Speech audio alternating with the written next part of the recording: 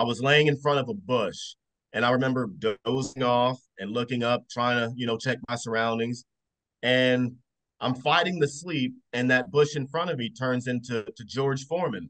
And I'm like, oh, there's no way. George Foreman is at Ranger School right now. And he's kneeling down in front of me, and he pops open a George Foreman grill, and he's showing me all the stuff you can make on a George Foreman, and he slapped like a steak on it, some eggs on it. And I'm like, dude, Were that you were looks you so good. smelling it? Were you smelling it? Did you Everything. remember? You were It was a oh, legit 3 a.m. like infomercial of George Foreman, but in real life. And I'm looking at him, and he oh my fades God. away back to the bush. But ever since then, it was like, dude, I no joke. When I got back, I bought a George Foreman grill, and I made like a few steaks on it. But it was like one of the best sales pitches that George Foreman has ever probably given, and he wasn't even there, or wasn't even paid to do it, man. Oh my gosh. Battle Line Podcast, you guys are absolutely going to love this episode. It's actually someone I've wanted to have on since we launched this in 2019, Nick the Reaper Irving. I've known Nick longer than I've known Chris, probably one of the first special ops military veterans I ever met. And yeah, we get into a lot of material here, so you're gonna love it. Before we even get into this, we do have a guest-free episode coming up soon, which we haven't done in forever. So if you've ever had a question you've wanted to ask Chris, that you've ever wanted to ask myself, it could be related to anything. Ask it, battlelinepodcast@gmail.com. Even if it's a comment, that's cool. Battlelinepodcast@gmail.com. We'll get to it in a couple of episodes. We're going to do that. Also wanted to mention good friend of the show, Phil Labonte, who we haven't had on since 2020, and we'll hopefully have back on. Yeah. His band, of course, All That Remains, is going to be opening for Megadeth this summer on the Destroy All Enemies tour, also on the bill is Mudvayne.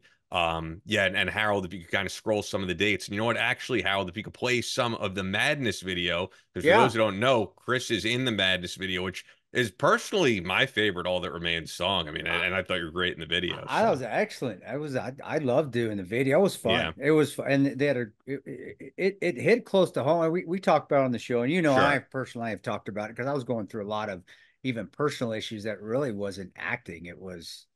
That's how I actually felt because my life was in shambles at that time. Yeah, and so the video wasn't hard to do. But the positive side is it was getting to work with all that, and All That Remains. I've been friends with Phil forever before that, and then also because Ollie was still Yeah. with the band. And for those that don't know, him and I would talk offline. He would go to South America and teach kids to play guitar. He was he wanted to be, at least from my opinion, talking to him, he wanted to be a philanthropist, really help people but on the ball lines, just talent. He was talented. Well, that whole band is talented, but Yeah. damn, Ollie could rock. But him and I, even in that short period of time, and I'm not saying we were best friends or anything. So Phil, don't think I'm because you're like Chris, you never know. Well, Ollie and I did talk offline and text every once in a while. And he would hit me up and on things, and that's where I got into what is kind of his other side, his softer side that he what he really liked to do was to teach and inspire, and he actually divulged in some things on some text to me.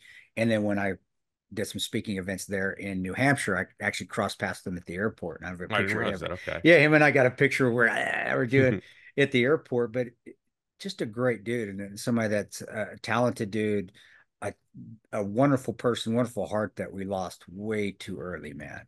He's just a tremendous guy. So All That Remains, great band. Phil's an incredible individual, but on a personal note, with Ollie, another reason why I love All That Remains, and that video was awesome, is because I gotta really meet him and talk to him and actually become friends with him, which I didn't know him before that. So yeah, that was a special moment, even though it was a hard moment. And that video, at least I think it does, resonates how difficult my life was at that point, and how much stitch I was going through, and holding that gun up where I was thinking about killing myself. That really wasn't acting, guys. It wasn't.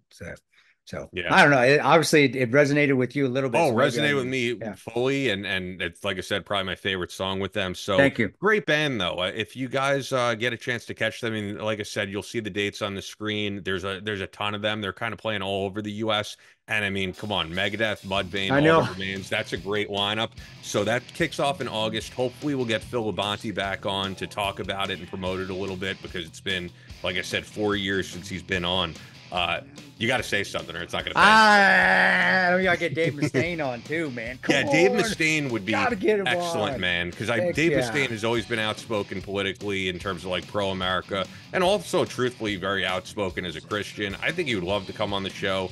I think it would be. I would love him just to come on the show because I grew up on that music, and that's I love Megadeth. Growing up on that music, and then again, it's another band that before we go out the gate in Iraq, we're putting on Megadeth, man. And Dave Mustaine, just a talented individual, and his songs, I don't know, they're just different, you know. Yeah. They're rock, yeah, but they're different. And they're good, different. It's a good different. Oh yeah, and also just I think Dave has that forge ahead attitude, and that even at this advanced age, right? He's significantly older than you. He just a few years ago became a black belt, so like he's a guy who's constantly trying to do new things. I feel like, and that's impressive. But yeah, before we get to Nick, got to talk about Bub's Naturals, the best supplement brand out there for collagen, for all different types of things. And they have a podcast now, The Cult of Recreationalism, The Cult of Rec. I don't know if it's up by the time you guys hear this or it'll be up soon, but you were just on there. I don't think my episode's going to be going up till July. I think they're putting that in the can, but they will have others. But it was Sean and I. It's like I'm talking to Bub. It's like I'm talking to a friend. It really is. It was a wonderful 2-hour episode, and we just got into a lot of stuff. You know, of course we get into Bub and Benghazi, and there's things that a lot of people don't know that Sean knows, and I haven't really talked about too much on this show, but we talked about it on our show, and I think that I would want you to catch in is that Sean and I.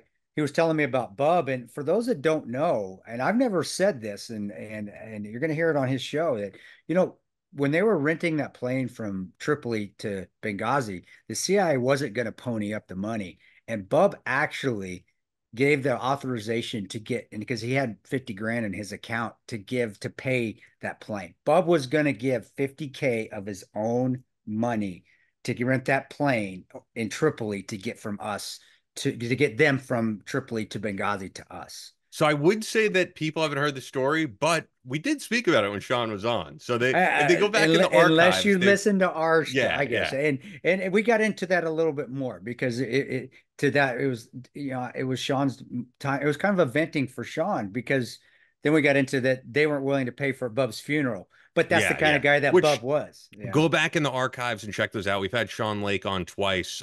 He's a great guy. So you have that to look forward to. Yeah. But Bub's Naturals is just the best supplement brand out there. The hydration packets, I love. Hydrate or Die, which is just the greatest name. And if you're looking to hydrate during a workout, just, if you track your macros, go look at what's on the back of a Gatorade or a Powerade. You're putting tons of sugar. That's all your sugar for the day. The Hydrate or Die, you got coconut water in there, so you're not loading yourself up with sugar. Very healthy alternative to that stuff. Collagen, MCT oil powder, Fountain of Youth formula. They just have great supplements, so check them out, bubsnaturals.com. Use the promo code BATTLELINE for 20% off your first purchase. bubsnaturals.com, promo code BATTLELINE. All right, with all that, let's get over to Nick the Reaper Irving.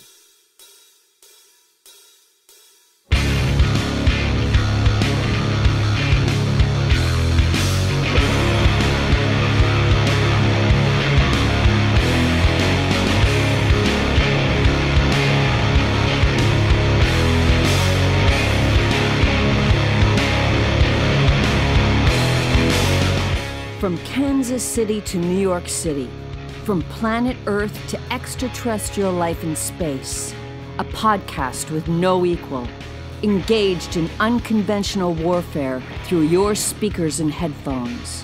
This is a show about embracing the suck, conquering your demons, and finding God in the face of adversity. Chris Tonto Peranto. Switch is on. Motherfucker, I'm gonna shoot you in the face. Ian Scotto. Ian and I have been dating for a long time. You are now tuned into the Battle Line Podcast.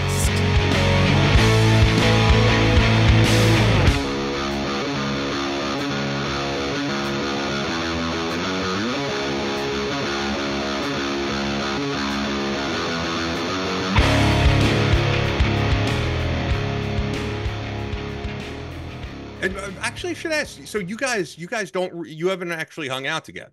No. That's crazy. I learned about Chris from what was the movie, bro? 12 hours? 13, 13 now. yeah. Why did I say 12? Man, my bad. All right, I'll give an actual intro, but then again, that actually that would could have be been pretty funny to good, keep in man. That there. would be pretty fucking Should I keep funny. that in there? Oh, why? That's Yeah, hilarious, man. That's fucking funny All as right. shit. So let's do this. The switch is on. Battleline Podcast. Nick the Reaper Irving, Army Ranger sniper, New York Times best-selling fiction and nonfiction author. We'll get into the latest book, but like for those who don't know, and Nick could confirm, I go way back with Nick before I ever met Chris. And you and I used to talk all the time. Like, quite honestly, Yeah. I feel like if this podcast launched in 2016, and you asked me to do a show or something, it may have happened because we used to speak Yeah. all the time, and I don't even know the last time we spoke, but you were one of the first people I wanted to get on Battleline Podcast. I'm stoked to finally be doing it, Yeah. man. Dude, awesome, man. Awesome. It's been like, I would say, like you were right earlier, like 2017, 2016, 2017. Right, but it was. My I know mind's this. still You didn't have a kid yet. You didn't have dreads. You still had short hair, so it was a long time ago. really no Yeah. kid yet. Then it was definitely before, then it was before 2016, bro. Wow. You guys are Oh Yeah, it's my been a while. gosh. I didn't know Time either of you then. flies. I didn't know either of you motherfuckers. All right, damn. Right? Sorry. I started the show off swearing. YouTube's gonna cut It's us fine. again. Well, it's fine. My 'Cause bad. We'll have our Uh, intro reads first, so we'll be all right. YouTube My is bad. weird if it's like in the first 2 minutes. But I mean, yeah, there's a ton we can get into. Yeah. You know what would actually be a good place to start because it is early in your history, and it's like I feel like I know all your stories. You have one of the greatest Ranger training hallucination stories I've ever heard. So this Yeah. is pre-combat. yeah, man. I think that'd be a cool place to start. Yeah, let's do it. Dude, that was 2007 Ranger School. Dude, I forget the class number or whatever. It was something '07. But went there and Derby phase, like the first phase in Ranger School, I failed that. I got recycled Oh, no. like right at the end. I got recycled and I was in that little holding, Yeah. portion of it for like a week or two. And dude, I debated quitting for like pretty much the entire time. And I did, dude, it was getting into the cold season. I was not for it. I was fresh off deployment and dude, I debated it, but then like I was like, dude, if I quit this, there's no way I'm gonna be able to stay in Ranger Yeah. Battalion. I'm gonna get shipped off to like, Korea or some Italy or who knows where, right? So I stuck with it, and I was about to get married too. I had proposed to my dude. I want to say I proposed to her. No, I did not. I did, dude. My timing is all jacked up. I proposed to in '07. 1 second, just that I proposed to her in '06. My bad.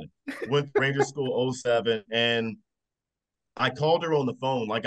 Me and 3 or 4 Rangers snuck out, and we hopped the fence, went back to Dumb our shit. personal Yeah. cars where I had my cell phone at, and some guys use pay phones, and we were all lookouts for our guys and stuff, and called my wife, fiance at the time, and dude, I was just stoked about getting back and getting married, and I wanted to BAH and move off of out of the That's good barracks. money. For those that don't know, that's You're, extra. That's a housing allowance that we get, and it's if you're in E4 or below, that's like yeah.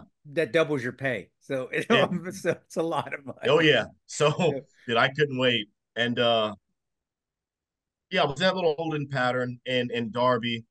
After the fact, I decided to stick with it, and I got recycled to Charlie Company. I was in Alpha Company at first, and they were like, Alpha Company was the hard company, and I went to Charlie Company, and supposedly that was not easier. It just wasn't like so many dicks, I guess. But dude, they were dicks all the way around, Yeah, man. yeah. I don't know what class, but yeah, there was there was no shortage of complete pricks and Yeah, douchebags and dicks around at de- Ranger School, man. depending on who you had, bro, it was a pass or fail. You could fail easily. Yeah, So I went through Derby phase. I finished that, barely made it through land nav.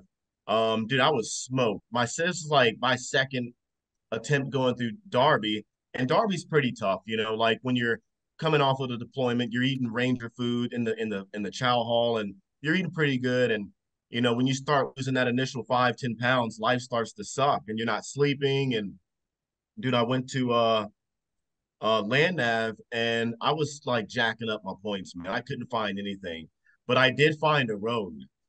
And dude, That I was backstop, on man. this. You learn that backstop, man. Where's my backstop? Yeah. I got to get Dude, reoriented. I'm all jacked, yeah. and that tell. I mean, I want you to get it, but tell them that's scary when you're not finding your points on land nav. That's like a panic that sets in because you Oh, know that oh shit, I'm gonna fail again, and you have to yep, fight that panic. That is like oh yep, my god, dude. it sucks, man. And It's terrible. everything relies on that. And like dude, I'm freaking out. You have night land nav too, and you hear the wild hogs out there, and you're walking into, dude. I'm like from not around the country at all, and hearing like wild hogs in my mind is like demons, bro. And walking into uh the big banana spiders, they were like the size of your whole fist, Oh and man. dude, I'm a cat when it comes to bugs, man. To this day, I don't really like bugs, man. But yeah, I ran the road for a little bit, got caught. I smoked the instructor who was on my ass. He jumped out in a ghillie suit Oh, and so spotted me. you didn't get caught. You just took off. You're Oh, one dude, of I, those I guys. took off, but he knew I was like it was like one of four black Rangers, in Ranger school time. And I wasn't hard to find. So we get back, and I hand him my points, and he's looking at the points. I had all my points, and he looks at me. He's like, you know what? I should fail you, but because I outran him, and he called me a Rocket Ishmael from like the Dallas Cowboy era. And he passed me for that. He's like, only because you outran me, and that's the fastest I've ever seen any Ranger run. So he passed me for it. Dude, if you're not cheating, you're not trying. If you get caught, you're not trying hard enough. You know? Dude, everybody at Ranger School has either ran a road. For those that don't know, you're not allowed to run roads because that's easy. You got to break brush, Yeah. got to break. But every Florida phase, dude, I had one of the old Ranger guys that he didn't get his tab and he got Uh-huh. RFS. He got in Uh, but he became the supply sergeant there at Eglin at Florida phase. And I knew uh-huh. him and I'm like, dude, can you sneak me some Hua bars? And every night he'd come in. Yes. So everybody's treated, done Yeah. something at Ranger School to help get Oh them yeah. through. Yeah, everyone. That's one of that's my cheat story. But the hallucination story, this was in, I believe, the mountain phase. And mountain phase pretty that sucks all the That's way around, man. that's probably physically the Physically. hardest at all. Oh Yeah. yeah, by far, by Yeah. far. I'm exhausted. We're in some place up in I don't know. We were at some place in the mountains at our I don't know if we were setting up an ambush or we were getting ready to rack out or something. I totally forget this part, but I was laying in front of a bush, and I remember dozing off and looking up, trying to, check my surroundings. And I'm fighting the sleep, and that bush in front of me turns into George Foreman. And I'm like, oh, there's no way. George Foreman is at Ranger School right now.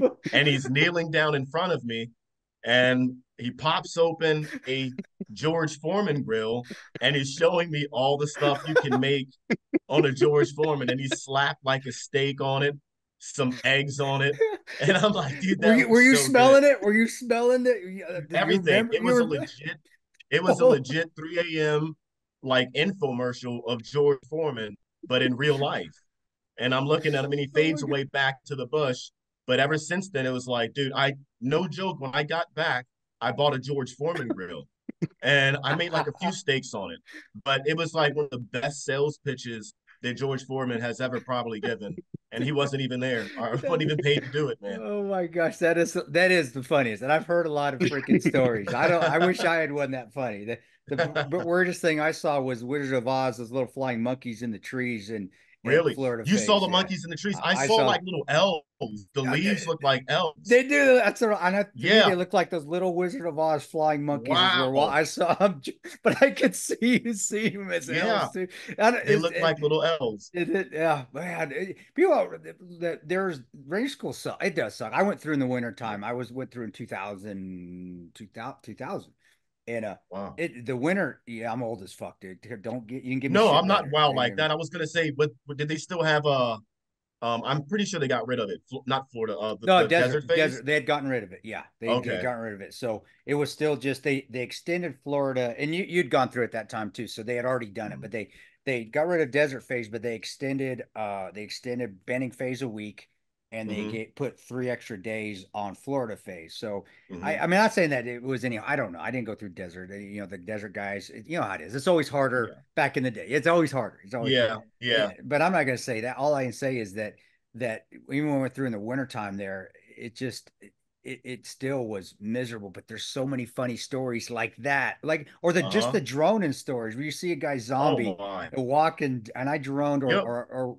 my ranger buddy fell asleep in a bush, and I forgot to grab him and wake him up, so I left him behind, and we had to stop and go find him because he's curled. It is, man. It brings back great memories, but it sucked at the time. But you're like, now Oh you're my. but now I'm laughing hysterically about Yeah. George Foreman and the bush that I will never forget. I will never Yeah.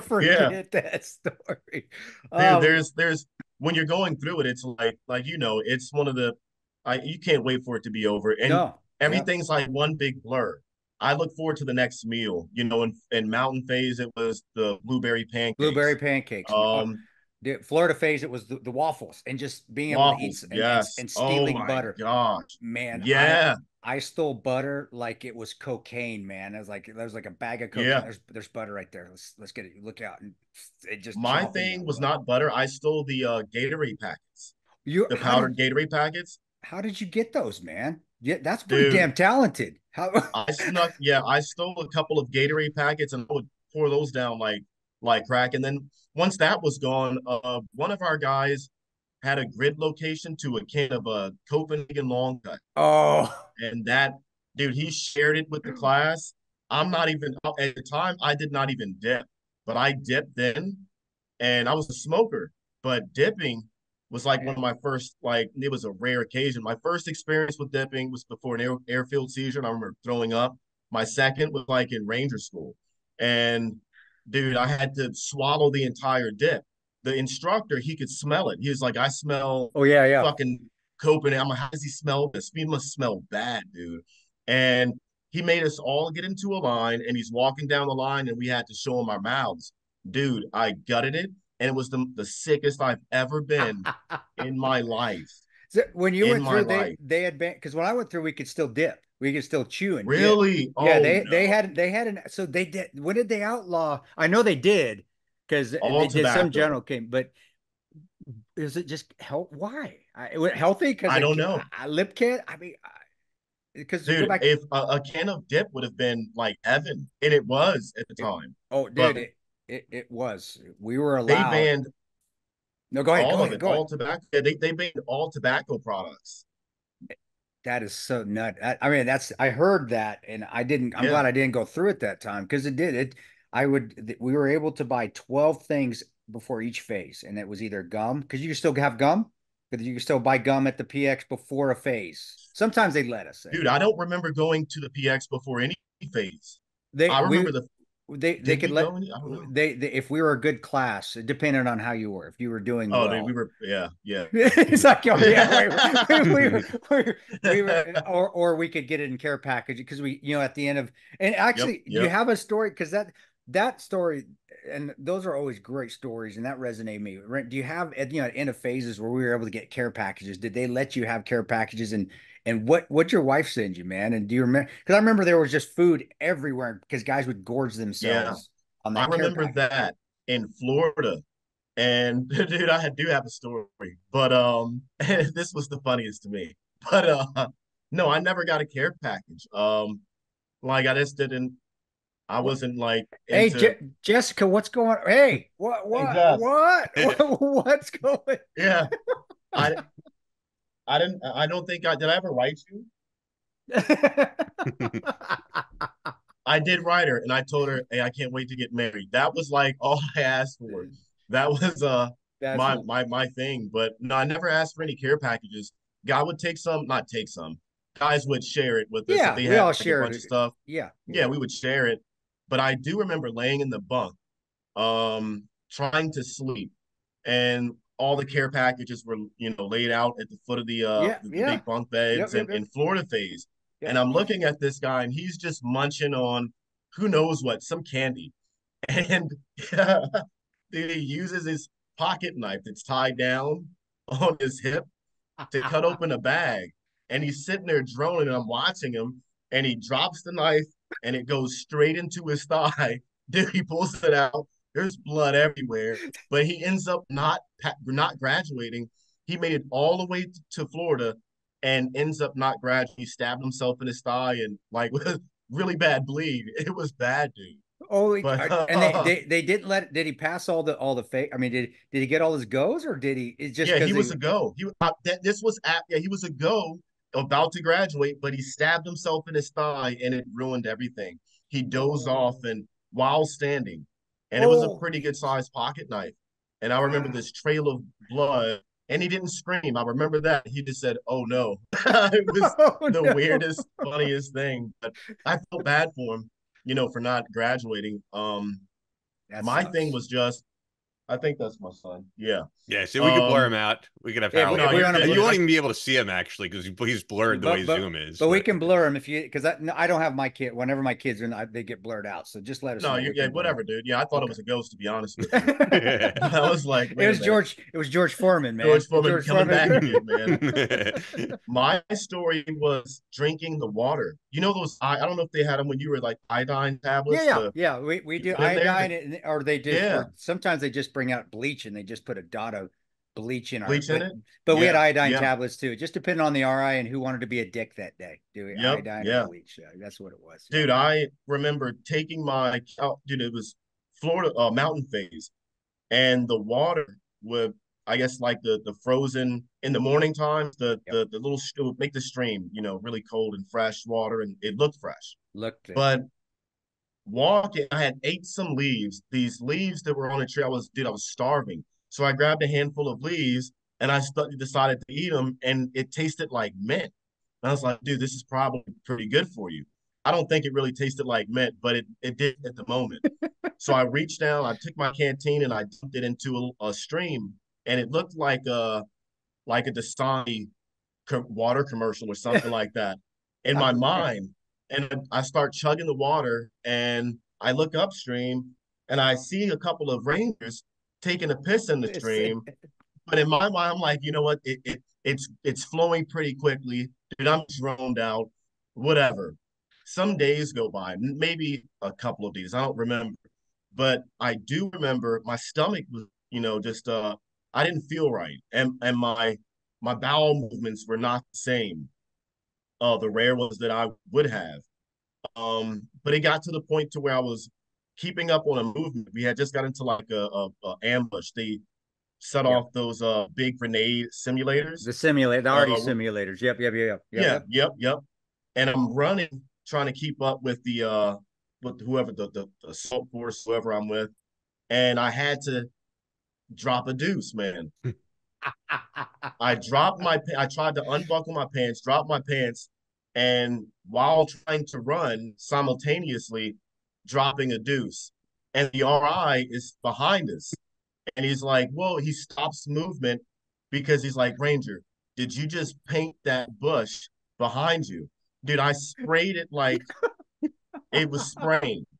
And I painted this bush. I looked behind me, and the bush was about 5 foot tall, 5 feet tall. And from head to toe, the leaves were dripping shit, man.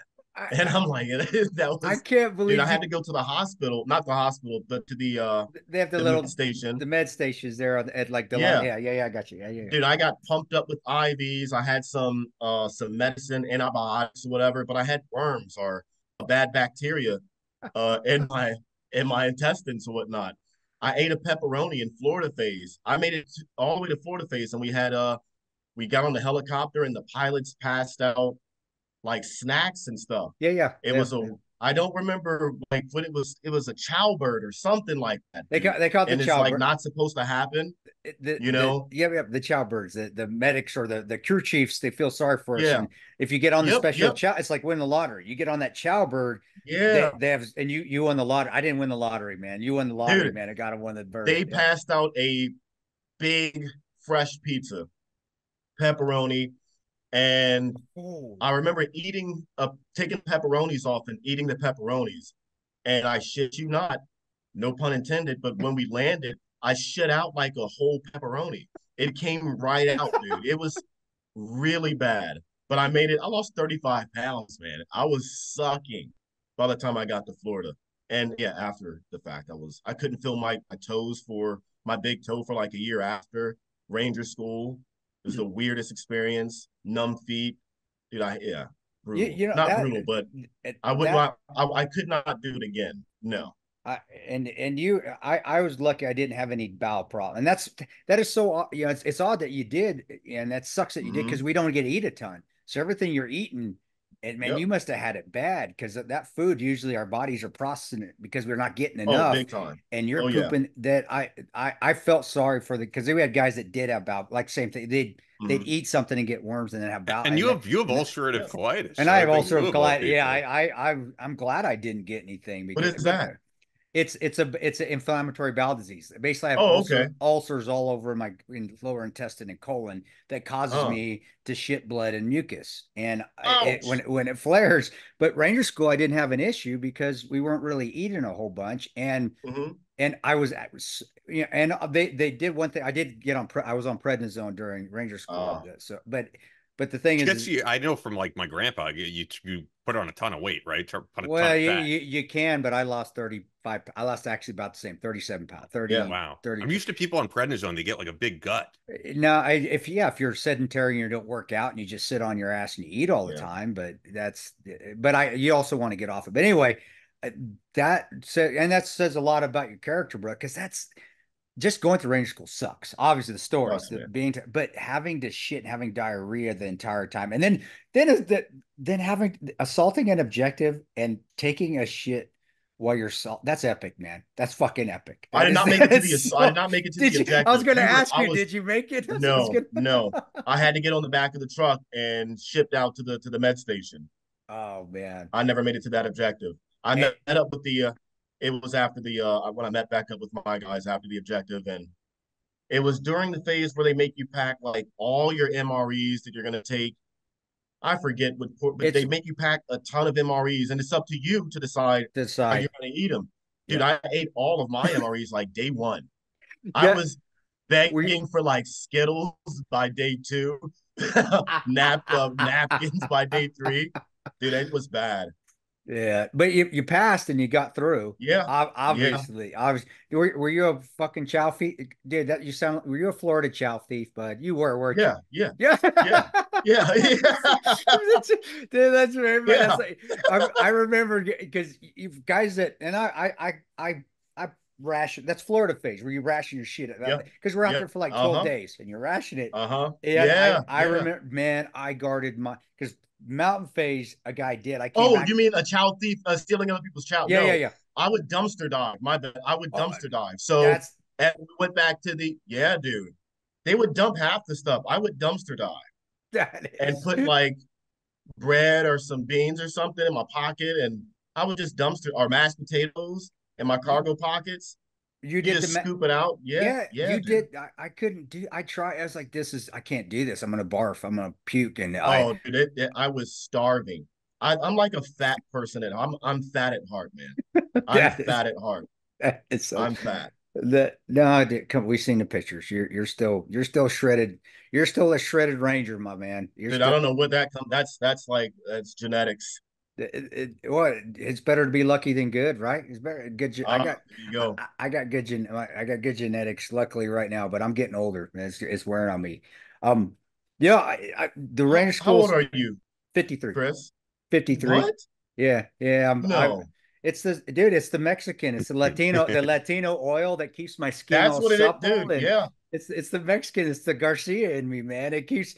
Oh yeah. Now, one day though, all Mexicans are like this. We all we wake up like this. Then the next day we look like Danny Trejo in his older days. That's how it turns. Everything just goes and just falls down. That's the Mexican way, man. That's American me, man. That's how it works. Dude, I remember watching 13 Hours, and like me and my wife have watched it maybe 5 or 6 times together. Oh, thanks, man. That's cool. And yet you called it 12 hours. How dare you? That is, but that's a Ranger fucking. That is awesome. I wouldn't have, man. If he wouldn't have said it, I was like, come on, you gotta. That's perfect. But keep going because that's hilarious. I love that, man. Yeah, Mir. Every time we watch it, I always point out, hey, that's Tonto. with the shorts, and yeah, it was like he was a ranger, and I love the yeah. I'm not gonna get to it. She knows how I am with that movie. Like No, but it's cool. I I'll think it's cool to hear how it good movie, impacted man. people because I mean, as like an observer who knows both you guys, I mean, I think when that Hmm. movie came out, Chris was representing for the Army Rangers on a massive Yeah. scale. And then actually, like, we can get into this later, but like your book, at least for as Well, far as I know, you guys correct me if I'm wrong. I think like of the GWAT veterans of that whole era, you were like the first You're Army the Ranger to write a first book. ranger that was the first ranger that I knew of because Marty Skovland, who I'd mm-hmm. become he's the one that said, "Hey, do you know Nick?" I was like, "No, I don't know Nick." He wrote the Reaper, and this was, this is when we were figuring out if we wanted to do the books and go through all that, Yeah, yeah. and yeah. So you were the I did first. not know So that. Huh. yeah, at least as far Dude. as I as far believe as I so, know. man. Yeah. And it's crazy to think how many did after. But I actually didn't want to interrupt that though. So like 13 hours. I mean, Mhm. did it just have like a big impact on you seeing it and on the screen and Yeah, all dude. that? It did. It was like something. Um, like I saw it on the news, the reports and Sure. stuff like that. What happened with, in Benghazi, but to see a ranger who was in it, and also one who went on to contract. Like I went to Triple Canopy Yeah. Good after company. I left, Good company. so it was like it was cool to show my wife. Like I wasn't doing what Chris or did or was involved with that, but be able to show my wife like this dude was a ranger and he did contracting, and so she could see about like I know get a gist for it Yeah. or Yeah. what the guys do. It was cool to relate to, and just having a ranger represented like on film. Normally it's like Black Hawk Down, and she's seen that with me a million times, but I'm like Rangers just don't we don't do that anymore. Like that was it's not a modern depiction of what the modern day Ranger is. And like 13 hours, it's the only representation that I know of Ranger wise that are where a Ranger is represented in a movie like that. And A big significant part of history. where we're Am I just right though? yeah Like where we're just not bullet catchers for Delta like we used to be like with Black Hawk yeah, Down and yeah, and, yeah, and not nothing wrong. I know Dale Sizemore, I know McKnight, I know David Floyd. They're yeah. great, and they're those guys. And of course Strucker is a Hall of Famer in the infantry music. Mm-hmm. But you're exactly right, and that's where I getting into. I think that's a good segue. Is that when you wrote and you came out, that's when really the transitioning was happening, where Uh-huh. we weren't just blocking forces for blue and green. You guys Yeah. were starting to take missions like because I don't know whether, and you hear stories from other Rangers and your stories from GWAT vets in the SOCOM world. Well, green and blue Mm-hmm. were getting too pretentious. The high value targets weren't high value enough. Yeah, So yeah, red, which is the red, would come in and say, well, fine, we'll take it. we'll take them. Yeah, That's when you were in, and that's your books. That's to me when I read it, that's like this is when the transition started to happen, where the Rangers started to be yeah, not just, hey, we're just going to go protect Delta and rescue the SEALs when they get, which we still do. It's they still, yeah, yeah, but it was like yeah. we're going to do our own missions. And but am I wrong in that, or did you see No, did you experience that transition, and how did that change the regiment when you were there, man? When that started yeah. to happen? I got there. I guess the transition had already happened, maybe Okay. by like a year. Um, like my team leader, he was in during the invasion, and they were not doing the type of operations we started doing by the time I got there. Yep. So I would say I was about a year in when that transition happened, and dude, my first train up in regiment was like airfield seizure. We did that, I believe, twice that year. Sure. And my first time lacing up boots in battalion, it was day one. Hey, we're going to do, jump out of planes and do an airfield seizure. Then we got platoon evals and all these things that, Yep. Train ups. And it was brutal, but getting overseas, it was more kinetic, I believe. Like Yeah. if you want to call it that, it wasn't so we're just gonna do this objective and we're gonna use an entire platoon to, set up a blocking position and use machine guns and fire Yep. Yeah. support by fire lines. It was totally different. It was somewhat a little bit like that, but the like you would hit that objective and you'd move on to another one and then another one after that. It was way more kinetic. And the way in which the mission planning. Sometimes you wouldn't have time to plan a mission. It was extremely kinetic and moving targets. Sure. Midway through my deployments, it was like my third deployment. We were doing, it was pretty intense, like 100 plus missions in 90 days or 120 or whatever missions in 100 days or whatever. It really picked up, and we were just doing like my first deployment, my second deployment in Iraq. I remember one of the Delta guys, I believe it was their commander. I don't know. He had a rank, and I'm like a fairly cherry new guy sitting at the talk, trying to watch, I don't know, Anchorman or something like that. And this dude comes in with camouflage I've never seen and a beard. He's short, stocky guy, and his gun looks pretty cool, and he looks like a badass dude. And he walks over, he asks, he's like, "Hey, who's in charge here?" I stand up and point him into the right direction, and he starts like shaking his hand and wanted to say that the mission we had just did, I had no idea the significance of it until hours later at the Chow Hall. We watched it on CNN.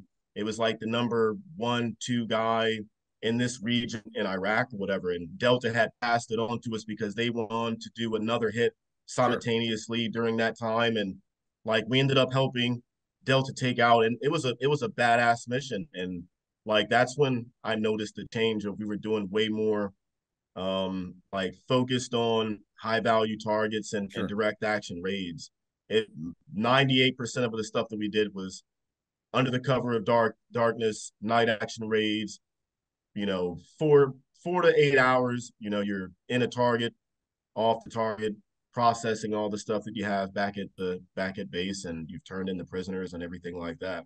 It was it was fun, man. It was fun. It was different from the stories that I heard of the Rangers before me, like at Haditha Dam and during the invasion. It was way different than that. It was what I dreamed of reading all the books. It was and watching the Charlie Sheen movies and Chuck Norris Delta Force movies. It was like minus, I mean, dude, we even had mini bikes, man, like in Chuck Norris, minus the rockets, but it was like a dream, dude. It was like a dream. And like you feel like being that young for me doing that stuff, it felt like, dude, you're invincible, like you're it's all the stuff that you played in the backyard as a kid. It's actually happening now. It felt good, man. I loved it. I loved it. I loved it. People don't understand that, but it is a love, man. You see things that you're right. You see things that you're like, man, I read about this. This is actually happening. Or man, that's what somebody who blows up really looks like. Wow. Or I'm not trying to romanticize it because there is some awfulness in it too. People are dying, but there is something like war is kind of a beautiful thing if you can put it into context. As far as it's war. Well, that man, that damn Dishka just took out that side of that building. Holy shit, that's awesome. That J Dam just blew the roof. And you're seeing it because you're seeing it from the sniper section recon perspective. So you're able to take, and that's what I was going to ask you next. You're able to take like the whole battle space in. What's that like when you're out there and you're doing your thing, but then all of a sudden there's a huge where a J Dam or something hits, and you're able just to watch all of it unfold. Yeah. How does that make you feel, man? You feel like Navy SEAL Charlie Sheen? You feel like Bill Paxton saying, "I'm God"? No, I wanted, dude. I wanted to, but no, I was like, dude. To be honest, like my lifelong dream since I was in the sixth grade was to be a sniper, a Navy SEAL sniper at the time. Was there any reason why? Was it like a particular movie? Was it anything? Because at sixth grade, that's an early time period. Yeah. It was, dude, I was already terrible at school, like that was my only option. Both my parents were in the Army, and I was like, there's nowhere else I have to go. I got you. And so I would say Charlie Sheen and the movie Sniper were really big, but that wasn't until I would say Charlie Sheen was my first big impact on Navy SEALs. And then by the time I got into high school, I was watching Navy SEAL Discovery Channel documentaries and stuff, and I was hooked, bro. Which, by the way, because I know your story so well, like knowing you all these years, so your dream, because I do know, was to be a Navy SEAL sniper, and then they said you're colorblind, we can't take you. Yep. The day I went to go like sign or took the ASVAB, and then I went to go do like all the medical stuff, and like I passed everything.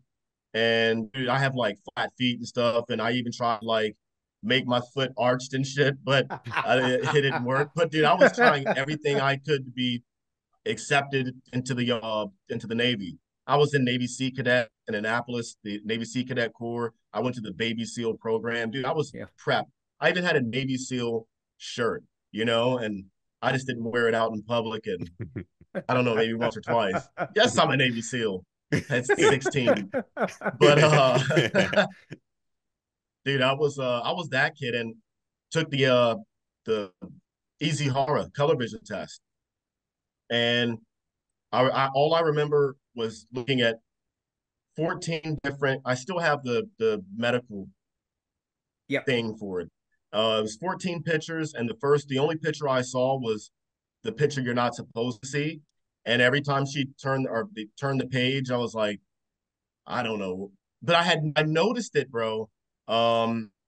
Standing in line, the guys in front of me, I started to look at the little circle thing with colors on it, and I'm like, dude, I don't see anything. Maybe I'm just too far away. Maybe it's So like you that you didn't even three know you were dimensional. colorblind till you got till I mean, really? Had Are no you? idea, Holy no cow! idea. Wow. I thought what we were looking at were those old books that they pop Yeah, out. yeah, You yeah, flip yeah, those. Remember yeah, those yep, yep, books? yep, yep. I I remember. thought it was like that. So I'm like, well, maybe I just have to sit a little closer or be closer. So I get like one guy is in front of me and he's reading it off, and I'm like, I still don't see anything, man. Let me just try to remember what this guy is saying. And I go up there and they go to the first page, and I'm like 12, 14, I don't know what the number was. And I just remember the person who is holding the book, big book thing, he closes it again. I'm like, that was odd. And then he opens it again. I'm like, well, yeah, it's whatever number that is. And then turns the page slowly. And I'm like, I start to try to think about what the guy in front of me said. So I'm calling out stuff. And then I'm just like, I don't see anything. And he closes the book and he sends me to another room. And that's where I get told that I have 0 out of 14 of the color vision test. So I went home, I cried, went home, and I went on the old dial up internet, modem Yeah, yeah, modem. internet. Hey, Dude, If Harold can do it, do the dial up like the old modem sounds. Yeah, yeah. Our yeah, editor, if he can put that in there, yeah.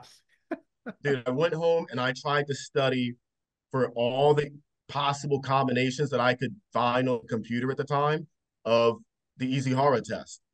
Okay. So I try to memorize them. They show you a picture and I don't see the answer, and you click answer and it gives you the answer. I'm like, okay, well, I think I can see where they got that from. I just don't see it. So I try to memorize all these little patterns, and I went back a month or two later and take the color vision test again. But this time it's not an easy horror test. It's this lights on a bar or something. Okay. And I was screwed because whatever color the lights were, I wasn't calling them out correctly. I couldn't tell what color they were. And I failed that one. And I'm crying again. But this nurse next door, she hears it. She comes in and she's like, weren't you here like last time? And I was like, yes, ma'am. And she pulls me into her office and she says, I'm gonna help you out. And she pulls out her easy horror test and she starts going through it, but tracing her finger on what the numbers are. And I got 14 out of 14. The only stipulation was I can only join the Army. The Army had no idea that I was colorblind. It was the Navy or something like that. So the Army accepted me for not being colorblind and perfect vision. But yeah, I don't even know where I was going with that story, but What that's no, my color vision. how did what I got a question if you're going that way or not. Did Yeah, you join the army? Did you do a RIP contract or I maybe it did. was it right? So you did that. You're like, well, where can I be a sniper? And they're like, well, go Exactly. join the Rangers, go through the range. Was it RIP or RASP? I know it's called RASP or RIP. something now. It was It RIP was at that time. Still yeah. RIP. Okay. I went in and sitting with the recruiter, I said, what's the closest thing that you guys have to Navy SEALs? And he's like, well, we have Green Berets and Rangers. But my Green Beret ASVAB score was not high enough unless I wanted to take it again. And I was like, dude, I'm not going to run the risk of failing this thing. I Yeah. was like, give me what are Rangers? And he's like, well, they're like Navy SEALs, but they just don't swim. I was like, well, okay, I can do that. And he signed me up, bro. Option 40 Ranger contract. And Sweet. that was like, and then, oh, he had said they were in Black Hawk Down, and I was like, I don't really want to do that though. I don't want to. They don't look like they have that much fun. And he's like, no, they're like Navy SEALs, but they just don't swim. And I was on my way to Fort Benning, Georgia, man, and that was like the only taste I have of or had of what a Ranger was. But So it you was know what everything. That's freaking amazing. I mean, I'm that's sorry. a great story. Finish what you were saying, because I have another But he thing was that I was right. wondering He was now. right. He was right though. It was like being. It was better than being a Navy SEAL, in my opinion. We just didn't have to swim. Hey guys, so plenty of more to get to in this interview with Nick Irving, a guy I go way back with. Really blessed to have him come on the show with us, and there's still more to talk about. So hopefully we have him back at some time. Before we continue, Fort Scott Munitions is a manufacturer of multi-federal patented solid copper and brass CNC spun ammunition. It's designed to tumble upon impact in soft tissue, leaving devastating wound channels for faster bleed out and quicker incapacitation. This ammunition was originally developed to innovate and improve on the standard of military-grade ammunition design. It was found that not only did the TUI ammunition outperform competitors in the self-defense industry, but it quickly became apparent that it would be a top contender for hunters alike. With the ammunition being CNC spun, the tolerances are some of the tightest on the market, ensuring that you receive the same results with each pull of the trigger. Go to FSM.com, use the promo code BattleLine for 15% off your order. Only available to listeners of the Battleline podcast. FSM.com. Use the promo code BattleLine for 15% off. I'm sure there are a lot of shooters listening to this. I mean, Nick the Reaper Irving, if you're a shooter, that should be a guy who is an influencer for you, if you want to use that word. Fort Scott Munitions is a proud supporter of Chris Baranto, Battleline Tactical, and the Battleline podcast. While we're talking shooting, I am sure as a sniper, Nick Irving is familiar with night vision. He is probably a guy who would love photonist defense.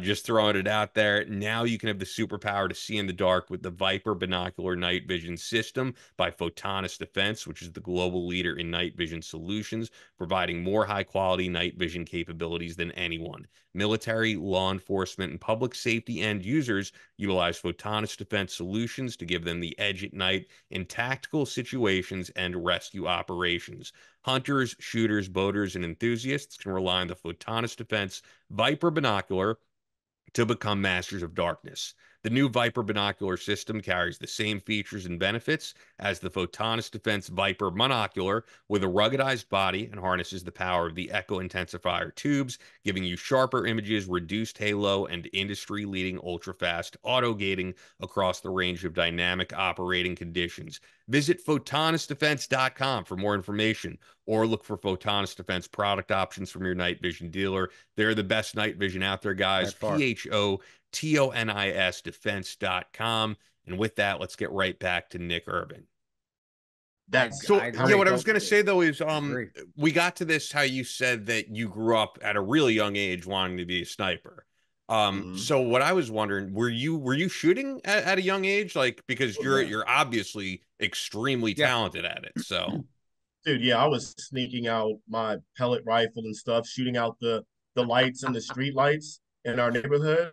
But it would amaze me because I would never ever see who would replace them. And me and my wife had this conversation like a while ago. I'm like, have you ever seen someone change out the street light ever in your life? And she's like, you know what? I don't think I have. And I'm like, I for sure haven't. And I used to shoot them out as a kid. And I still to this day have never seen a dude in my neighborhood changing the street lights. Holy shit. I want everybody out there that's listening to this, if there's somebody that has seen somebody change out, you send us an email, because I mean, I never thought about it, but yeah. Dude, and they stay on all night. Like, what light bulbs are they using? Because I want them in my home, you know? I've never seen them changed out, even when I would shoot them out. So I don't know. But I was like practicing with BB guns, and the first gun I ever shot my granddad, it was a 12 gauge, no, a 20 gauge shotgun. And I was a teenager. I was maybe not a teenager. I was maybe 12, going on 13, maybe. I was young. I was just entering like teenhood. And that was my, welcome to teenager, was to shoot a shotgun. Did you stand up? In the country. Did it knock you down? That's a big 20 gauge is a big gun. No, it didn't knock me down. I just remember not liking it. I didn't like the recoil of it. And it was the first gun I'd ever shot that was, had power to it. Before that was like a little 22 and stuff like that, and my pellet rifle. But um, I kind of, I guess, got hooked around, I don't know, my like going into middle school, my middle school years, shooting like 22s and stuff like that. But I never shot a high caliber, rifle, AR. I never shot an AR. I never shot a, you know, machine gun, anything like that. Or, But I just you grew up in Texas, right? So I mean, all of it was no, I legal, grew up right? in Maryland. I grew Oh, up I in didn't Maryland. realize We would that. travel. What's that? I didn't realize that. I thought you grew up in Texas. I Yeah. just know you as being in Texas. Yeah, I've lived here since 2000 and when did we move here? 2000 no, I not 2010. But that makes Or sense yeah, because like 2010. Maryland shooting is not really part of the culture. No, I had to go to court for shooting, bro. Back then. It was I would go down to Georgia. So my mom's family is all from Georgia, and we would travel to Georgia from Maryland. We would make it a family trip every summer to drive down and stay there all summer. And they live in this small place called Hogansville. It's a dirt road. It's nothing out there. Uh, it was just a small little country area in Georgia. And about 2 hours, I would say. I don't know, 40. I forget how far away it is from Columbus, but it was yeah, a little small country area. And we would go out there every summer, and that's when I started to like pick up shooting a little bit more frequently. But I was never like I was good. I could shoot birds and squirrels and stuff. My granddad would take us hunting when we got a little bit older, but I was never like an amazing shot. I just knew I could shoot animals and stuff. I wasn't like Yeah, yeah. keyholing targets at like no. 100 yards, not even 100 yards, dude. Like I don't think I've ever shot that far prior to joining the During the army. army. Hey, Yeah. you got through RIP. I mean, if you have any stories from RIP, I'd love to hear them, man. But if you don't, we can skip. But Dude, mine was just it was a beat down, just a beat down. yeah, I yeah, don't, the only story I guess I have from RIP that I would remember, it's like we were at Cole Range, we marched out oh, and we were out there for like 3 days or two. yeah. I forget how long we were out there at this moment when this happened, but I remember being exhausted, hurt, everything was cramping. I had prickly heat on my back Oh, and I've never experienced that. Shin splints and dude, it was brutal. But I remember them putting us on the back of the big deuce and a half yep. truck to drive us back. They lowered the tarp on it, and we drove around for a little bit. And we're all pumped up, thinking that we're gonna make it back. And the class was really short. We started with like 85 something guys and graduated 6 of the original, but 7 with one rollover. We Wow. dwindled down. It was by the time we had finished Darby. They opened up the tarp after like a 30-minute drive, and we're right back at Coal Range, and it was all a mind game. And dude, I remember guys pouring off the truck, like in tears, bro, crying and just quitting. It was bad. I wanted to quit. And it had hot dogs and by a big fire, a burn barrel Yep. fire, and coffee. And dude, it smelled so good. And yeah, they kept us out there and continued the beat down, man. That was a Pe pe brutal People experience. don't know RIP. They think Rangers, they think Ranger School, and they have no idea what RIP. And Too different. that's all RIP was. Yeah. It wasn't. I didn't really learn shit except I didn't to, learn anything, it bro. just And you just that's three why they weeks. went over too fast. That's why they had to. All I knew was I can I can do push-ups until my arms fall off. I can run to the wind stops blowing. And dude, it's I have endurance. Like I won't quit. That's what the only thing I guess I could say I learned is that no matter how bad the pain You is get through it. and the influence around you and people quitting, like I won't, even if I want to quit, I just have too much pride or ego to quit. And that's the guys that, they're looking for. They don't want guys who, Yeah. are gonna quit easily or when things get tough. So I took that away from it. But as far as how to breach a door, clear a room, dude, none of that. No. Nothing. Nothing. And is that why they probably changed to, well, because you guys, Yes. because the battle rhythm was so quick that Hmm. you may be a battalion and you may be deploying, and if you don't know just the basics of being a ranger, you're going to Yeah. get somebody killed. So that's why they moved it to that 8 week. Is it 8 or 9? Something, I don't, 9 weeks. I It's have no long, idea. It's longer. Yeah. but it's to teach them the skills that we would normally get as a private Yep. back in the old days when we had time to go through rotary wing or fixed wing bilats and learn all the stuff Hmm. that rangers do. So, Yeah. but yeah, I do remember the 3 weeks was just, it was like Navy Hell Week times Yep. three. That's what I Yeah, would there say. you go. Dude, I'm saying, yeah, we just didn't swim, but it's hell week. It's hell week, bro. There's no beach, there's no you get cold, wet, sandy, but Yeah. there's just no ocean to swim in. But it is hell week. And I'm like, dude, the Navy SEAL hell week, they have weekends off or nights They get, off or whatever it was. Dude, dude, and it they, was just and they get to eat, man. They do. and They yeah, may you not get to sleep, eat. but you get to eat a Yep. shitload of food all the time. Yeah, dude. Rip, It rip was that they would bring the hot, like I said, bring the hot dogs out, and you could smell it. We could eat a little bit. yeah, They a would, little bit. but it wasn't. Yeah. Well, you got the battalion.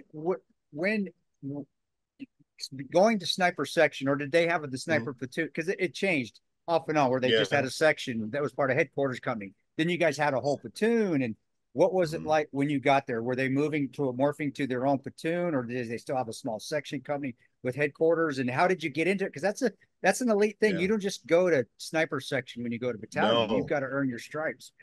Yeah. It was I got into battalion. I did 2 deployments, went to Ranger school, got out, and but I had created such a bond with the guys in weapon squad, and I was in weapon squad before Sure. that, and went machine gunner and machine gun team leader and all that, and had a bond with the guys, and I wanted to go to sniper section after I graduated, but I had to ask my wife. I was like, man, I don't want to leave my guys. Like I love my guys. And if I feel like I'm gonna be leaving them if I try to go to sniper section. And she's like, I think you should still do it. So I said, okay, I'm gonna do it. Went on, did the tryouts at the time for sniper section. It was just you have like a little mini selection, like you do your PT test and make sure that you can do your physical activities and whatnot. And the only part that I guess stood out the most was the psychological evaluation portion of it. Okay. Talking to a psych, then you take this long, dude, it's like 6 hours long, this mental test, this psychological test. That was a weird one. And we took another psychological evaluation. And then we had a board where all the snipers that had been there for a while sat on a table, and you had the sniper platoon leader sit on a table, and they interview you like for a job. Um, Ended up getting selected, and I went to 75th or HHC headquarters, and it was, you could call it a platoon. It was more like a section. It was like less than 14 guys total for Okay. all the battalion to made it to snipers. And then next door we had the dog guys and the recce guys and RD guys or RC that I never saw except for like one time. The one time I did see one of those guys, I didn't know who it was. He picked me up I was walking back from the PX and it was raining. And he's like, hey, Ranger, get in. I got in. It was like, this guy must know somebody. But he had a beard and Yeah. long hair. And he's like, who's your platoon sergeant? I told him, and I was like, how do you know all this stuff? And he drops me off and he pulls in. I'm like, who is that guy? He's like, oh, he's at RRC. And I'm like, what is that? And looked it up and I was like, oh, those guys are like Delta, and They're you have no the idea who these, to this day, I don't know who these or what they do. I did one mission with them, and all I know is that they haloed in and we picked them up on some trucks and dropped them off somewhere. And that's all I know. But these guys are like spooky, secret. I know they're good. I know they're good. But yeah, went into sniper section. Um, did a mock sniper school. They wanted like a really good pass rate by the time you go over So the is sniper this is school. 75th running it, or are you going through like as group? Is group running it, or are you going through like a 70, unit? 75th running their own sniper yeah, school. Gotcha. Okay. yep. Cool. To like a prep school, like before you go into the actual U.S. Army sniper school, and that's where we learn stalking and your basic mathematicals, your equations, and fundamentals of shooting again.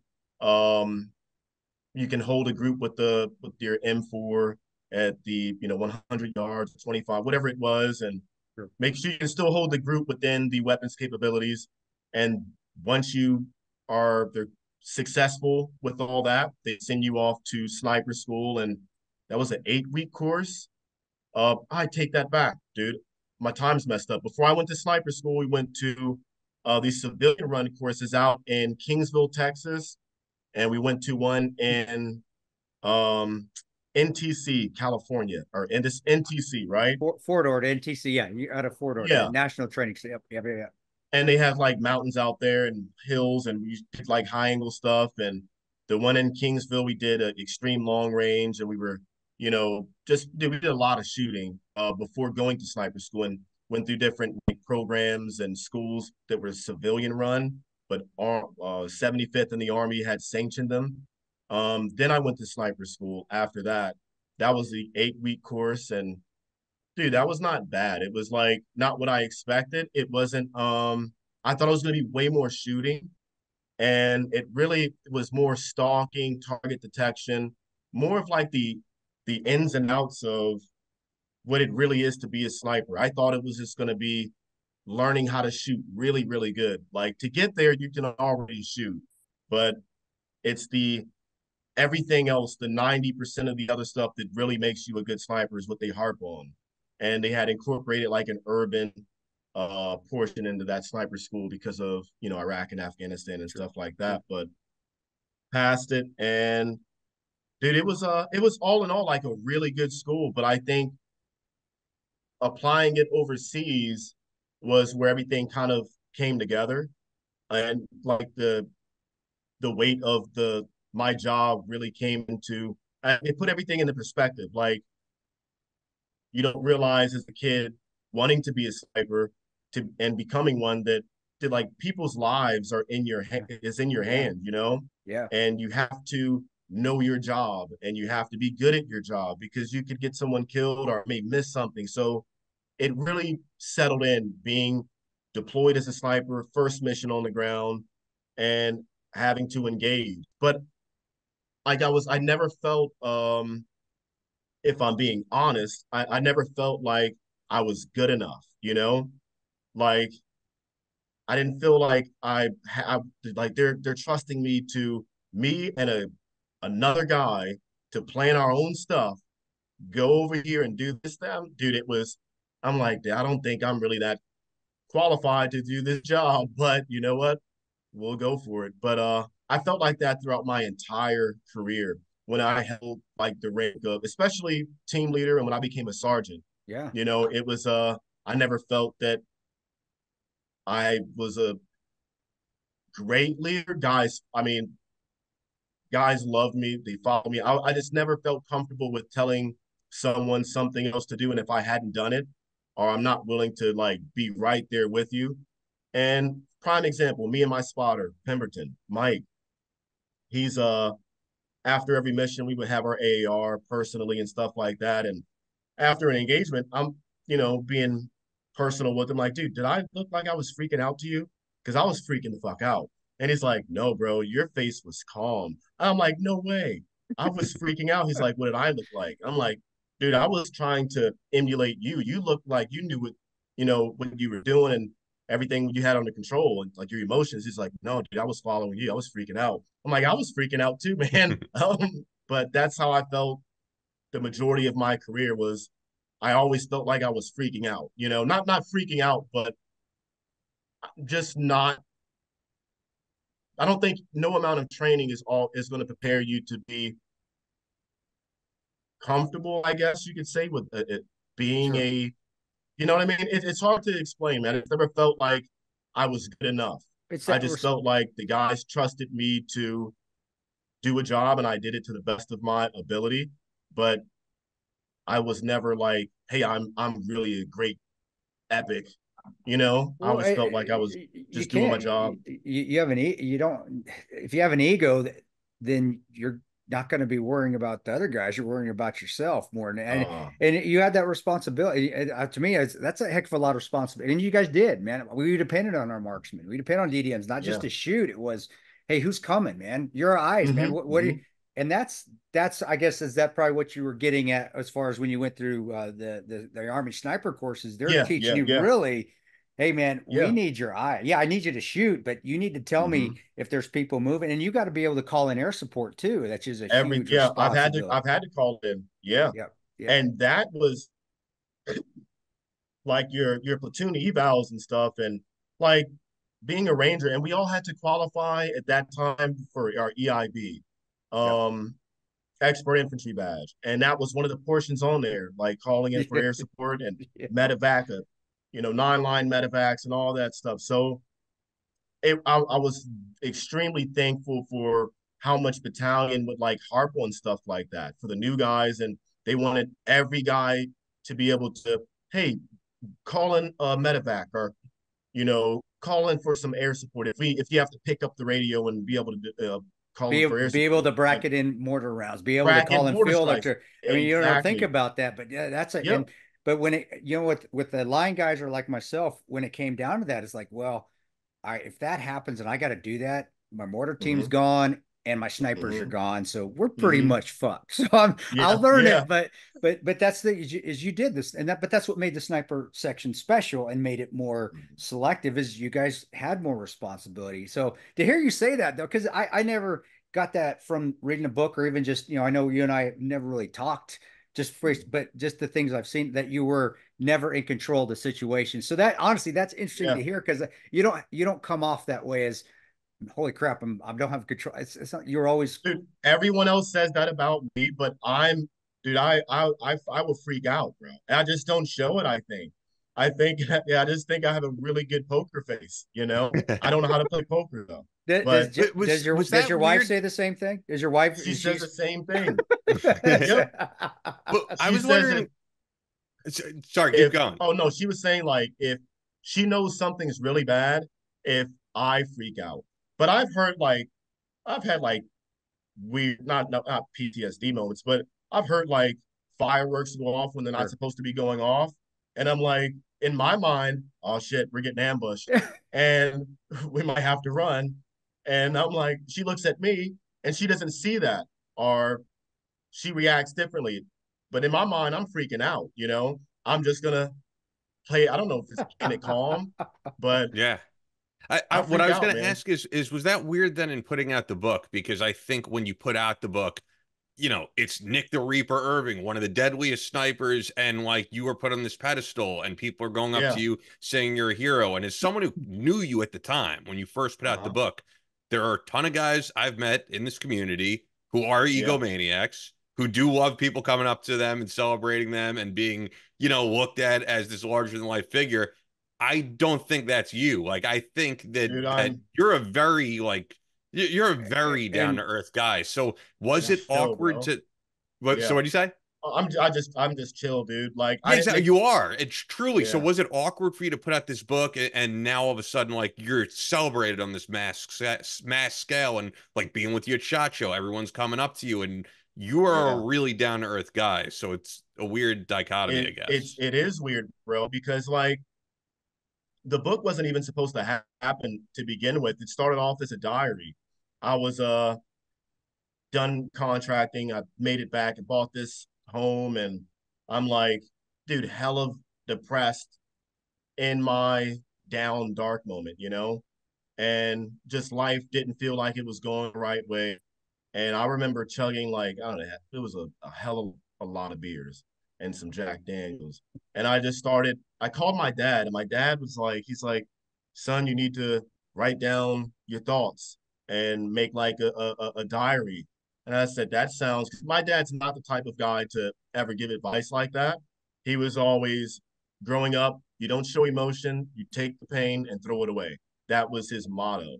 So to hear him be like that was kind of like, it felt soft to like, you want me to write in a diary. That sounds, not like what a man would do. But dude, I did it and it worked and it helped. And started off on Microsoft Word and as a diary, and I published it underneath Team Reaper was the original name of the book, and like it didn't do anything. It felt good to, and I didn't even like it wasn't supposed to be a book. It was just like how things happen. And I took like, I don't know, 3 weeks to write it in a drunken state. And it still is on freaking, Amazon, dude. And you will see I was wasted, but I tried, you know? Um, but yeah, that's when I met a Navy SEAL, Brandon, and he was talking about his book and how he could get it. And I was like, dude, whatever, man. I don't, like, it's already out. If they want to do whatever with it, they can. And then it got picked up by, St. Martin's and it went on from there. But like and even like the killing thing, my wife didn't find out I had even taken a life until after my last deployment. And I didn't have to tell her. Like she came to pick me up and And I'm and can I just downloading say my, it's sort of weird too because it's literally what you're celebrated for. Like on every single thing yeah, that you put is R33, Reaper yeah, 33, 33 kills, and like that's what people yeah. know you for. Or the 33 could be the Illuminati. I don't know. No. I'm not a Freemason. But You're Rastafarian, like which we can get into it later, maybe. yeah. But there's I a may lot have I want to been get to a into. But lodge once or twice, but I yeah. never made it to that level. But no, it was she found out I was downloading my weapons off of a pickup truck and she hears one of the guys come over and he's like, dude, I heard you killed like this many guys. And she looked at me and I looked at her and I was like, yeah, it was something like that. And that's how she found out. And then we were riding down. That was when you heard the guy in the pickup truck. Yeah, he I shouted love out that the she's pickup listening to truck. this whole thing. It's cool. Yeah, we were driving in my old Mercury Grand Marquis Keys car, and she hears somebody in another lane in a truck or a pickup truck. He's like, "What did he say, something, lady? What did he say? Irv the Reaper, like you killed a fuck ton of dudes or whatever." And that was like the second time she heard about it, and I don't think we really like me and her ever talked about. I would And always tell this her, is when the dude, that St. Martin's the book came out on St. no, Martin's. this was after the my last deployment of where I got all Okay. those kills and stuff. Prior to that, she didn't know. I always told her that nothing happened, like we didn't do anything. Um, Complete opposite of for all those deployments. But with her, no, she never knew. And then after, like when the book came out, I think it was weird for all of us, or the both of us. It was like not planned for it, not expected to be anything like that because like my idols growing up were Carlos Hathcock and like the Vietnam era snipers and stuff like that, guys like who put me to shame when it comes to sniping. But it was never like a thing that I thought was gonna be to where it was. I did look up Chris Kyle when I was overseas. I heard about him while I was over there. Um, and I was like, yeah, there's no way I'm catching that number. But I wasn't like trying to like break any records. It was just I got lucky, dude. I think lucky, and it was just the portion of Afghanistan we were in during that time, and the mission we were doing before the Marines did their big push into Yeah. Marja. Our entire our entire game plan while we were there for like 4 months was to like literally kill every single terrorist that decided to pop out when we were outside. And we did. We killed a lot, dude. Almost broke that. As a unit, like Ranger Battalion, the most that I know of during a singular deployment was 1,900 kills and Wow. enemies killed and captured in one single deployment. So, like, the killing thing it doesn't really stand out when you're over there. Like, to kill this many guys or whatever, it never really stood out because I knew guys on the line, bro, who probably have Yeah. way more than, it's just the nature of the beast. And like as a machine gunner, I didn't keep count. It was just, it's just the nature of it wasn't a thing. It was the job. I mean, it's the job. Yeah. You're not doing it for accolades. You're not doing it to be Yeah. that you're doing it because that's my job. This is what I have to do to make sure we all get home. And Yeah. then and what I'm getting is that the numbers and the adoration and the celebration of people came at their Hmm. behest, not at yours. You're just telling a Yeah. story. Yeah. And Yeah, that to me is to me that's awkward for me when it happened mhm, with stuff that I just did my job. I did anything what everybody else would have done. But mhm, how did that make you? I mean, you're a very humble guy, and you come across very humble. I've with the yeah, stuff I've seen, you're very humble. You're a great father from the mhm. things I see. How what how did that affect you? And I can give a question for your wife. Did that affect your ego? Did that make you, oh my gosh, I'm turning into a rock star? And did she settle your ass down and put you in check, or did you were able to maintain that humility throughout? Because it's hard to not get your Yeah, head gassed up a little bit. yeah. Oh yeah. I would say like after the New York Times bestseller, when it hit the list, there was a portion of that where it was like, oh, you get a little big headed. My mom had to calm me down a little bit too, and There my you go. wife did like called me out on a lot because she's known me since, well, one, elementary school. I've known her since the first grade. Wow. That's where we met, and it was like she knows who I am from through and through, so she called it out, and yeah, 100% correct. Like you have to check yourself or whatnot, or you'll get humbled quickly. And then it's just not where I'm from. Of like I'm a religious guy, if you want to call it that, spiritual guy, and I believe Spiritual. that at any moment in time something can be taken from you like that. So you know, I I I believe that, and there's a way you should, I guess, carry yourself about things that are success or anything, because they can be taken away. And like to say that I'm deserving of it, like I never felt that I was deserving of it. I do still find it not weird. I find it just like I don't know. I'm not like I'm very shy by nature. Um like You are, and I Yeah. yeah, could even dude, it's attest to that because it's one thing that stands out to me too. Like when you would do these media appearances, you were not the guy who like constantly needs to yeah, talk. And I remember like when you went on Hannity and he did one of those panels. Do you remember this? Because I think I could talk about this because I mean it was on Hannity, yeah. people saw it. So it was a panel of like you. There was a Navy SEAL on there who I don't really talk Oh to. yeah. Then there's a bunch of other guys. There was A-Rod's lawyer, Joe Takapina, and Oh Sean yeah. Hannity's asking about like ISIS and all these, and you weren't even answering.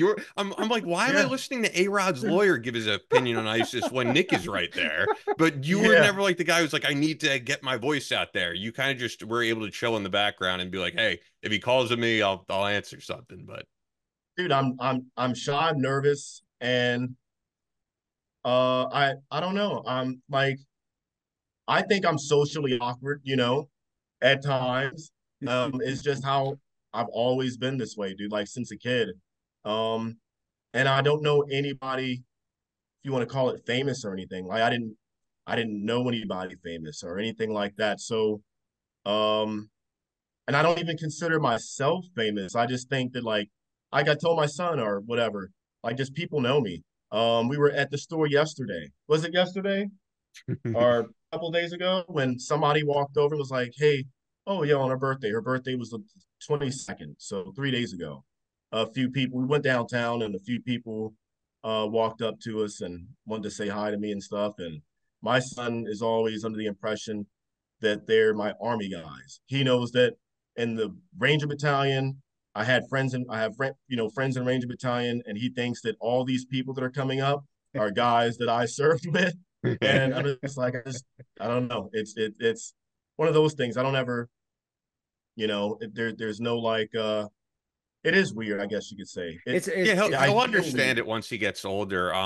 Wait, and it's uncomfortable. I get it, and that's a good thing, man, because it still makes you uncomfortable, which means that you aren't fully yourself, and that's because Yeah. once you start, and my wife had to check me a few times. Like, dude, I'm Hmm. not Tonto it. Are you kidding me? Tonto it? No, you're go wash the damn dishes. I don't care what you Uh-huh. did, Uh-huh. but that's a good thing, and Yeah. it is once a person, and you see this on all the YouTubers out there that take their shit way too, they think. Yeah.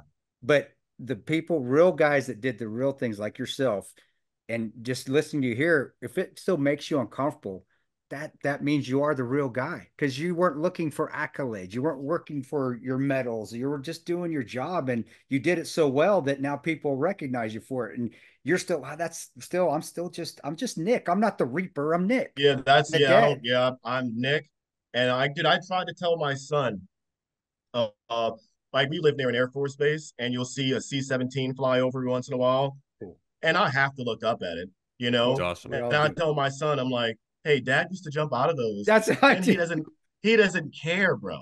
He doesn't care. So I'm just like, well, whatever. Yeah, it checks you quick.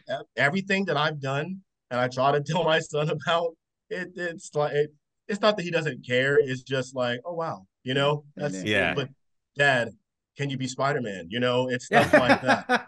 Yeah, you know what I wanted to ask you about when you said the religious aspect of how you said, that you're spiritual and all that.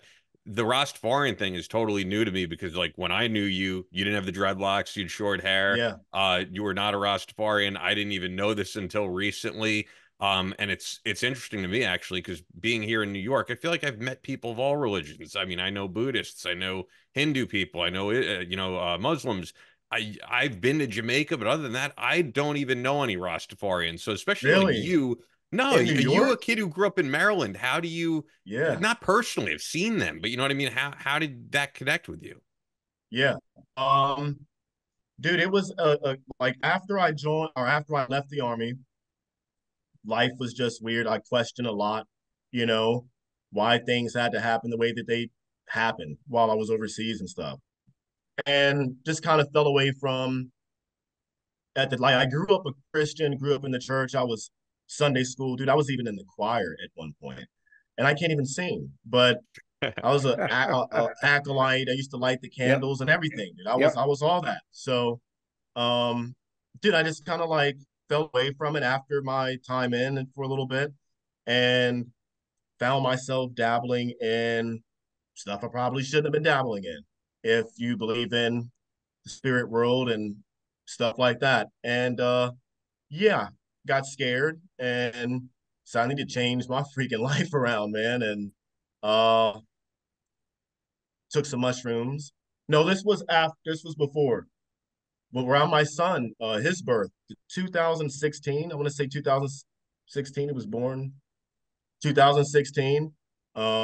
Is when I converted over, and it basically came from one a my uncle. He's Jamaican and he's deceased now, but I knew Okay. about his Jamaican upbringing and his cleanly way of eating and his lifestyle, and thought about it one day and looked into it and decided to indulge in some plant-based medicines and I knew that was coming. All of us have indulged in some plant-based medicine at some yeah, point in our life. There's nothing wrong. Everything is okay in moderation, man. in moderation. Yeah, Everything's okay in moderation. yeah. Yeah. Ended up I went to another dimension and I met God, what I believe to be yeah, and we had a talk and discussions and uh told me what I needed to do and started reading the Bible and just saw a lot of things that resonated with me and what I believe in and came a Rasta. So I want to say 2006 or not 2016 is when like I made that transition over and been Did that that way. with the family? How did that, did it, I mean, I said, obviously you're doing well. Obviously you're doing Yeah. well with your wife because she's sitting right there listening And to you. she's a Yeah. Rasta too. My son is, and But yeah, how we're all I did want to that, say because she's Catholic. She was Catholic by upbringing and she's Mexican. as I was saying, And is she Latina? Is yeah, she yeah, she's Mexican and she's up her upbringing was, Catholic. And I want to say the transition for her was it, would you say I convinced you to do it or Nobody convinces a yeah, Latina to she do didn't anything, dude. Come on, you know yeah. that. No, Yeah, it's fun. I can relate to this because it's like I She said it mentioned this was on the more last like the show. beliefs. Oh, because I was gonna say What's I that? mentioned on the last show, like, right, my dad is a Jewish convert, But if you Hmm. really got close to them and asked, like, do you really believe in all this stuff? No, he did it to marry my mom, you know? So, Yeah. But She no, said it's the belief. She got into it because of the beliefs and what she believes resonates with being a Rasta too, and just a cleanly way of living and eating and how we worship who we believe to be our creator. Well, he's all of our creators, whether we want to believe it or not. yeah, yeah. You know, that's what I believe. Um, yeah, I, I believe that. and it's the thing. A Christian, and I'm Episcopal now, or I'm Catholic light now. We because my hmm. parents decided we don't want to believe in the Pope anymore. So that's essentially what an Ah, Episcopalian is. It's Catholic, I've but never heard of that. yeah, it's just Oh, Episcopalian. It's we're Protestant. No, Protestant. Okay. we're just Catholic light, as is what Episcopalian is. It's the same mass, same. But Yeah. what I would tell people if because I'm not essentially I believe in a church per se.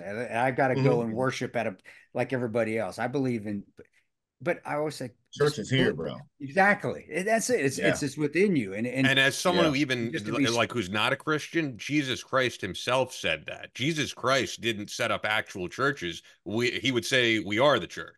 But Yep. and that's why Rastafarian, or if you're Jewish or you're a Christian or whatever, you just believe in something, man. And that's why I Yeah. always tell Yeah. people. I said, dude, a good Christian or good, I say good person just shouldn't tell you what to believe in. Just say there's something bigger than us out there. Whatever you think that is, that's great, but it's bigger, it's spiritual, and it makes Yeah. us virtuous. It makes us, it allows us to be virtuous. We have that Hmm. decision if we want to be virtuous. That's our Yeah. decision, but it's there. And so Yeah. that's what I say. When I'm watching you and I'm not seeing, I'm seeing a good father, man. Again, I'm just seeing Yes. from pictures and stuff that, and that, Yeah. or, because I support Rangers, dude. And of course I support you, man. So Mhm. I'm just seeing, man, he's doing it the right way. You know, yeah, he put some cool guy videos up there, cool guy pictures, because we all have those. I do too. I Yeah. did one Yeah. today. But then I'm Uh-huh. seeing the father picture. Then I'm seeing the husband picture. I'm like, that's a good dude. That's Uh, that's what means. And if being a Rasta means that that's how you then be a Rasta, yeah. be because We you need believe we in, need more good fathers out in the world, yeah. man. Good people. I believe that, especially where we're heading now, you know? And that was my last question. It was to get out, because honestly, brother, I'd love to have you. I'm putting Ian on the spot. He hates Oh, it yeah, when I oh do no, this. Nick, we I could have on any I would time. love to have Actually, and talk about your triple canopy days. I just want to be, I want to be and respectful actually, of the your reason I time. reached out to Nick is because so Nick's not on Instagram anymore. Well, you don't really post in there, but you're on X, and I Oh, do. well, you know what? For you, Ian, I think probably this week or next week, I'll pop back on and throw up a photo, man. Nice. Yeah, I'll invite you as a collaborator. We'll put up a reel. So yeah, that would be It awesome. would, But heck I was yeah. gonna say on X, like you're very active. You're a guy who, Yeah. is not shy in terms of giving your opinions on what's going on in the world right now. But yeah, So I you've saw noticed that too, huh? Yeah, all right. exactly Well, yeah. yeah. But I want to. I guess I got two questions when Ian's done though, because I do want to get your opinion on how things are going in the world. But Ian, yeah, finish we your will. stuff. No, no, Yeah. all I was gonna say when Chris said that we'd have you back on, which absolutely. So the reason that this Yeah. even was set up is I saw that you tweeted you were in New York City. So I was like, I think I texted you and I was like, is this even still your number? Like, dude, are you in New York City? And you were like, yeah, but just for a minute, So yeah, if you're ever back in New York and want to do in studio, man, Yeah. any time, Yeah. that would be great because I haven't seen you. The last time I saw you, we went for sushi and with another guy that you mentioned earlier. I know you're Okay. not Oh, like the I biggest remember fan that. of, Yeah. but Yeah. yeah, Yeah. but Oh, I remember that. Yeah. yeah, we should definitely We meet had up. sake for drinks. I didn't have sake, and That's I got I yelled Saki's. at did. because I don't really Saki's drink. I did. good. And I had no idea what sake was Oh until that night. no. And how I Really? was like, this is like water. This is like water. But it was good. Yeah. And that's all I remember. I don't remember much Yeah, after so if that. you're ever back in New York, let's do it in studio. But yeah, anyway, I did, Chris's question. So yeah, yeah. that added on to the fatherhood thing, but yeah, today it was a great point what you just made, and with as far as we need better fathers, we do, and obvious, but what is your opinion on just the state of the world today with and we don't get political on the show too, but I love Yeah. hearing other Rangers, especially like yourself, who's got other views on life and has seen through things and has taken, because I think people who have seen combat and have taken lives do have a valid freaking opinion on things more so than somebody who may have just been sitting watching the news all the time. Yeah. Not that I'm Yeah. guessing there's good, but I'm not saying that's. But I want to know your opinion on and if there's a direction that we need to go. Because I believe you have a good opinion on things. You have a good grasp on life. A lot of we fuck up a lot. Rangers do, but eventually Oh, we yeah. figure it out. And I Yeah. believe my opinion, I believe you have. So what do you think, man? How things are going in this world today? The world as a whole. We can start with the United States if you want to just Yeah. stick with the CONUS. We can stick with CONUS and get Yeah. into CONUS on the next episode when we have you I if you think, agree with dude, Metcon. I think we're at a stage of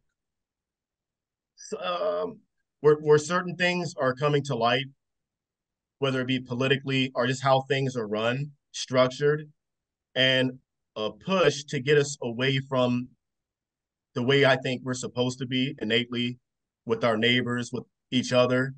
There's a big push, I think, on the ideology of the nation as a whole, the spirit of the nation. It's essentially, if you want to say it's under attack or it's threatened or it's, yeah, it could be that. And I feel at times, more times than not, I feel that we're in a pivoting, I guess, portion of a pivot point within our history where we can go one way or the other. And it just feels like, dude, if people don't wake up to all the stuff that is going on or around them, or this push to change certain things to get us away from, the way we're supposed to be, we're on a huge decline. Um, I think that as a nation as a whole, we could use way more. And I'm not trying to preach religion or anything, but like you said, Chris, just a belief in a higher power. Our You power. know, just getting back to and what that higher power represents. If we had more of a grasp as a nation and focused on that, we'd be a hell of a lot better. I think there's way too much division, whether it's purposeful, pushed on to the people or manipulated a certain way, but there's just way too much division from one neighbor to another, all the way to the political spectrum. There's just way too much division. And what happens when you divide something, you end up conquering it. But we're not the ones doing the dividing. We're the ones that are divided. So by us being divided, we'll never conquer. You know, I think that's where we are as a state or as a nation. As far as everything else, I think Revelations, biblical. But When you just see it, I mean, it's scary because as a Christian, I don't want to think that. I know, Rev, I don't want to think that. But guys, yeah, yeah, everybody's like, gosh, dang it, man. But I'm admitting it on this show. But we're like, God, dang, it's coming to fruition. And then my back, yeah, and I yeah. was like, no, it's not. No, it's not. Because that have seen war do Yeah. not want to see war again. We don't want to see No, death exactly. and destruction. And I'm never calling for civil. No, those are. I No. don't. Even if I agree with some of your political views, if you're calling for a civil war, you can eat shit, dude. Well, No, Nick, I you've don't want Dude, also that and at been it's you've all. been vocal on X that like the people calling for a civil war. I've seen you tweet about how like yeah, these are people who can't even like walk half a down the mile. road, That's bro. Yeah, bro. A civil war is like that's the last thing that we need. it's And that will solve the last absolutely thing, nothing. yeah. Nothing. And the people who are, advocating for it are calling for it. It blows my mind. And everyone who's doing it has never been to war. They've never been to combat. Like, dude, I hate see, like like you're famous to me, Chris, right? Dude, So and it's the exact opposite. You're famous to. You're the reason that I decided to because like, well, if Nick's doing it, I know he's getting shit because he called himself the Reaper yeah, and he's yeah, from yeah. Ranger Battalion. I know he's getting shit. Shit, I could come out of Everything. it. Yeah, I was like, so you actually were one of my motivations to say, it's all right for Rangers because at that time only SEALs were doing that kind of Yeah. stuff. Yeah, yeah, yeah. But yeah, so and I like, man, I know Rangers, and I said I even know if I saw him, I would give him shit for calling himself the Reaper, even though I don't. Yeah. But Dude, you're my motivating factor for me to all good. tell to be part of that. So thanks, man. But you're the All exact good. opposite, right back at you, brother. Right back Yeah. at you. But I'm like, when I look at that movie or hear your story, what happened in Benghazi, bro, there's no way I would want that. Like, I'm like, there's no way I would want, I would never want to be in a situation like that. And props to all the guys and you guys who Thank you. stood ground and did the deed, man. Um, but when you look at the people calling for civil war and they've never been to war, I've never seen war or violence to that extreme. It just it blows my mind. I don't think people understand or can comprehend like what they're really calling for Yeah. or what they're you know advocating for. There's no way you can comprehend that because if push come to shove and that break glass in case of emergency ranger has to come back out, you know, you don't want a civil war with guys who have actually been to war and done a Yeah. lot of bad things to bad people. You You, know, you yeah, hit it on the head. You hit it on the head. I want to be left alone, and just like you. yeah, And if you don't leave us kind of guys alone, that's just gonna piss me the fuck off. And then yeah, it's and then well, I yeah. essentially that's You're why at the right though. beginning of the show where we do the switch is on. It's like a light switch. Let's leave that light Yep. switch off because I don't want to do it. And if I do, I'm mad and you're mad Yeah. Yeah. and you're not saying that we can't be taken out because we can. We're not invincible, but it's going to We're not be a pretty good good. thing. It's not Yeah. it's going to be a bad thing and Yeah. the infrastructure people don't realize that the infrastructure is going to go wars. All It's the not like way. we go get let's go fight. It's not like and I have buddies that are in Crips and Bloods that I grew up with, and but it's Mhm. not like let's go do a drive by and then we can go to No. Whataburger and have a burger. It's not that's not how what war is. It's No. everything is No. gone. We're Yep. I hope you and like MREs and I know finding food because yeah, the hunter gatherer Whataburgers is days gone. are coming back, man. You Oh ain't yeah. going. But the and for those that don't and want to get in, follow Nick on X because he can get, you're gonna see. Yeah, you can get into it with him if you want. That's up to you guys. I support Nick. So if you call out Nick, I'm coming after you too because I'm back on X as well. But the other thing was, and this was more of a positive, is give guys, new guys, especially military father, those that are deploying or have deployed, how to become a good father, how to, because you are, I think you are. I mean, I keep seeing your son going back and forth on the stairs because he knows what he's interested in what daddy's doing, and that's Yeah. all. Yeah. So, what kind of advice would you give to new fathers, but also, and even also maybe fathers that are still deployed a lot of years that are having to patch up those, patch up those relationships that they have having Uh-huh. with their kids that they've missed for because they were gone for many years. Do you have any advice for Yeah. both of those groups? Wow, dude, I as a father, I can honestly say I am far from being the best dad, but I think what I've learned thus far would be the time that we do have with our children, make memories of it, make them count. Even if it's something, just make a memory, out of the moments, man, because it's for me, these past 7 years with my son, we have little tick marks on the wall, keeping track of how tall he is. Yeah. And dude, it's what happened. I remember when I could hold him in like two hands yesterday, and he's like almost about to slam dunk on me, you know? So Which it's isn't hard. Which isn't hard. yeah. Okay, actually that's pretty fucked up. But anyways, But it's true. But it's he ain't true. wrong. But it's true. But it's making every moment, the moments that we do have with our children count, you know? Yeah. And it's not about being perfect. I don't think we're ever going to be perfect parents or perfect dads, but trying to lead by example, not just saying something or telling your kid, hey, be this way. Like you have to, especially at a young age, you have to show them, more than how to be a man or how to be a good woman or a mother or father.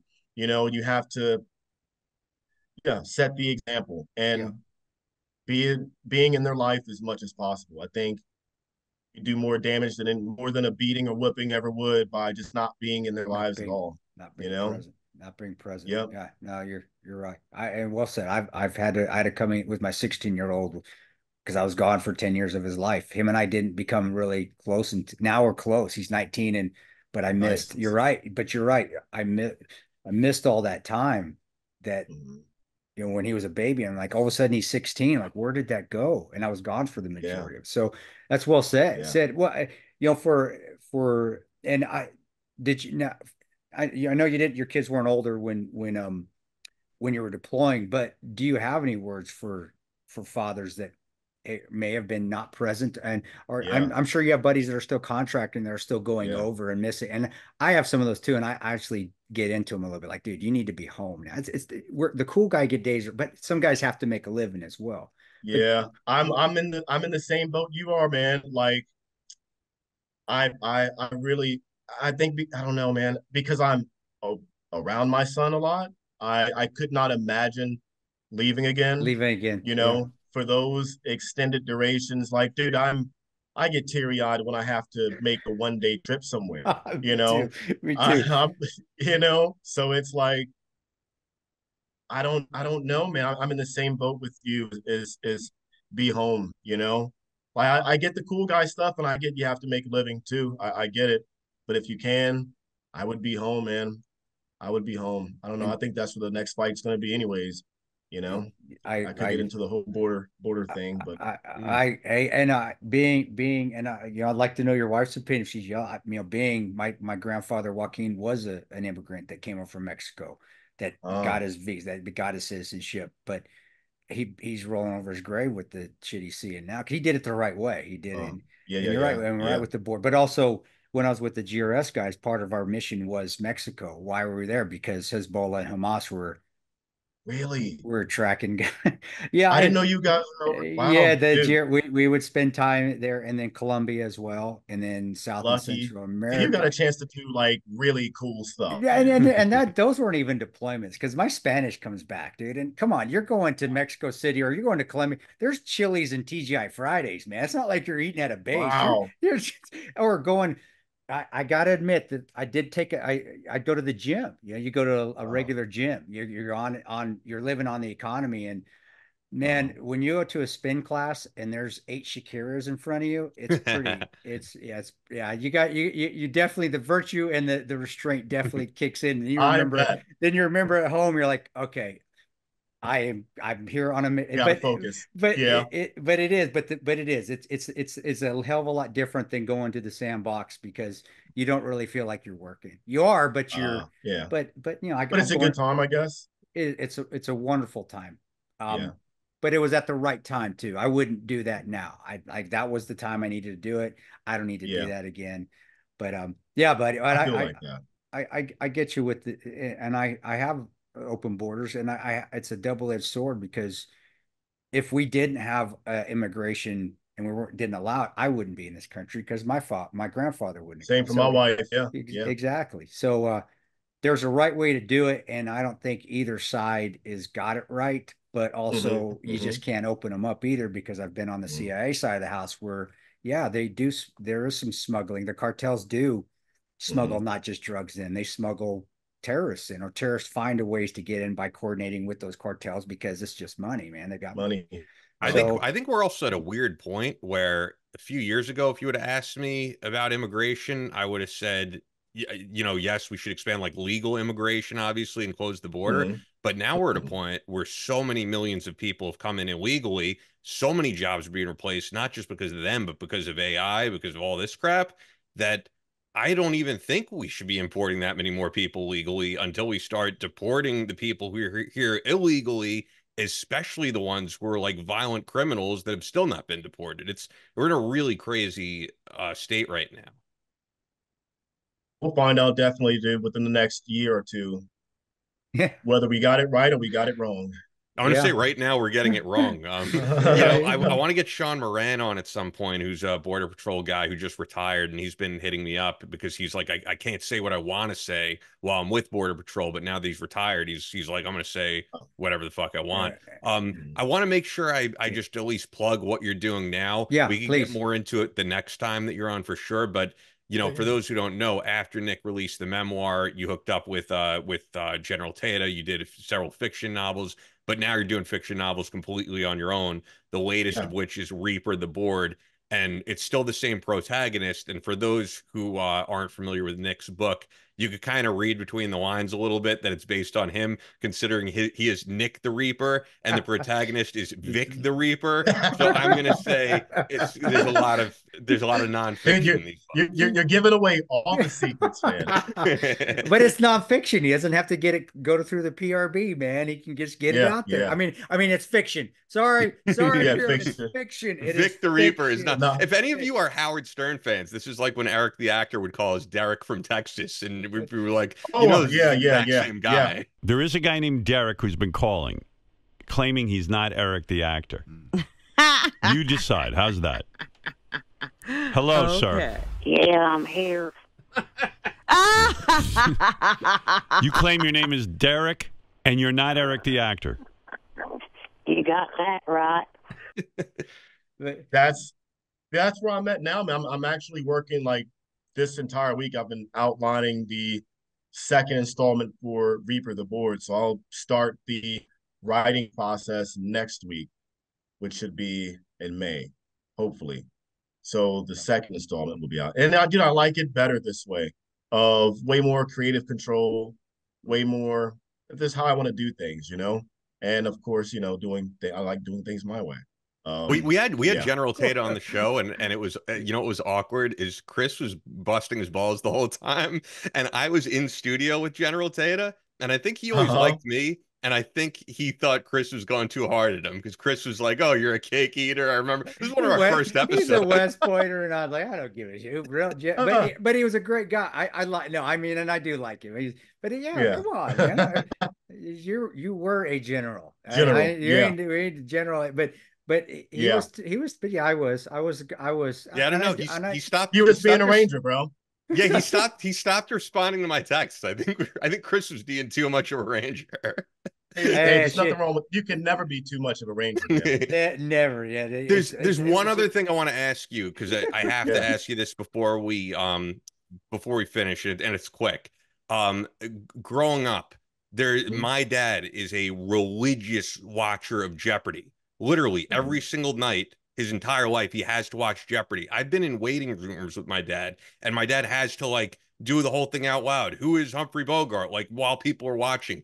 And when my grandparents were alive, he would have to call them and be like, "Did you get Final Jeopardy?" It's 7:30 right now, so I guarantee, or 7:19. I guarantee my dad is watching Jeopardy right now, guaranteed. So the reason I mention this, how insane was it when your book was an answer on Jeopardy? Yes. Military memoirs for 600. There's no grim in this title of Sniper Nicholas Irving's 2015 war memoir. Also his nickname. Margaret. What is Reaper? He was the Reaper, yes. To me, that's like being a character on The Simpsons. It's like, holy shit, I've made it. Dude, I almost forgot about it like that. My parents were here, and I got a text or Instagram message of someone saying, "Hey, I just saw you on Jeopardy." And I heard that, I read it, I was not on Jeopardy, so that's bullshit. And I got another message, and then another message. And what are they talking about? So I went on Google, and I typed in Jeopardy tonight or something like that, and I pulled up an episode or a clip, and my name popped up on there, and I was like, wait, what is that? So I clicked on it. I was in the credits or something of that episode or whatever. No, it was a web page for the question and the answer of all the questions that were asked or something. And I found the clip, and I clicked on it, watched it, and it was weird. I just didn't. I'm like, no one called me for this. No one. Oh, they didn't let me know anything. They didn't. Okay, they just did it. They just did it. Yeah, well, what's there okay? I mean, it's just an answer. It's just I know. Who is Nick the Reaper? Cool. I wish somebody would have said it so I could have watched it. That was it was cool, but come on, dude, you would have recorded. I'd have had recording right there watching. I definitely recorded the shit out of it. 100%. Yeah, 100%. That was gonna happen. But that was it was weird. I think my parents didn't believe it either. It was just weird. Who am I? That was just weird. That was weird to be on Jeopardy, dude. You don't expect it. Did the contestants get it? I don't remember. Did they get it? I don't remember. Yeah. I think one of them did. I think the chick did. The chick did. And it was just well, I guess it was cool, but it was just weird. You made it, dude. That just means you made it, man. I made it, man. I'm an answer on Jeopardy. I believe there's no longer weird. running TV show than Jeopardy. I don't think there's a TV show that's lasted longer. Dude, I don't Jeopardy has think. been out since I was a kid, right? I What mean, way I remember before, watching because it. it was out before Alex Trebek, before all that. Oh wow. Yeah, and that's a I think long. like Yeah. I think literally like my dad was a kid or something. I'd have to look this Oh up. I mean, wow. it's been a real Was it Alex Trebek? Do you remember? It was Alex Trebek. Yeah, you were. It was Trebek. It wasn't The Trebek's new been on guy. there forever, man. No, but I Yeah. mean, did it happen after he died? Was it Trebek Oh, who? I don't remember. I think so. Yeah, it did. What year did So he then it was die? Ken Jennings. I don't know, like 3 years ago or something like that. Then it was probably after It's he probably Ken died. Jennings, but yeah. Anyway, I had to ask you about that. But at Irving_Nicholas on X, the book, of course, Reaper the Board, available on Amazon. Yeah. That's the latest one. You can pick up the actual memoir and all that. I don't even have your Instagram written because I saw you haven't posted on Instagram in like 3 years. So if you want to give Dude, that it's only out, been a year. It's only been a year. Oh, all right. What's the Instagram if you end up back on there? I'll post up for you, man, next week. Official Reaper 33. Yeah. By the way, you exiting Instagram was the right way to do it. I can't stand these people, and it's actually someone we were talking about before we hit record, who I won't mention. Dude, they make a million posts where they're like, "I will no longer be on this platform. Yeah. You can write me at my PO box," and then 1 week later they're back on there, and then like another week they're like, "I've had enough of this platform. If you're not up by now, then you're hopeless." And then you're like. I get it. You're addicted to Instagram. So, yeah. Yeah. Dude, I was like, yeah, I'm good.